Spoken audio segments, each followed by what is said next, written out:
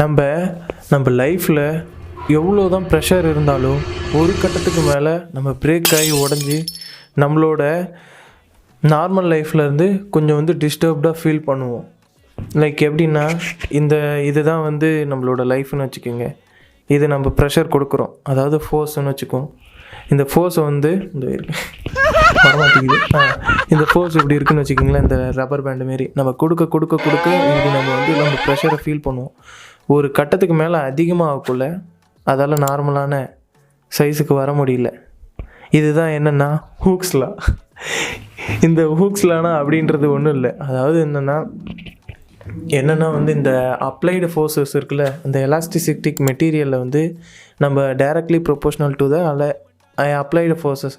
இதை அதாவது அதோட லிமிட் இருக்கிற வரைக்கும், லைக் இதோட இந்த ஃபோர்ஸ் எவ்வளோ தூரம் தாங்கி இது நார்மலான பொசிஷனுக்கு வர முடியல பார்த்தீங்களா, அது வரைக்கும் தான் லிமிட்டாக தான் நம்ம அதாவது ஒரு லிமிட்டாக தான் இது இருக்கும். இதை நம்ம இன்னும் ஒரு சிம்பிளாக புரிஞ்சுக்கணுன்னா, தங்காதுரை ஒரு அளவுக்கு மேலே மேலே இது நார்மலான பொசிஷன் ஷேப்புக்கு வர முடியாது.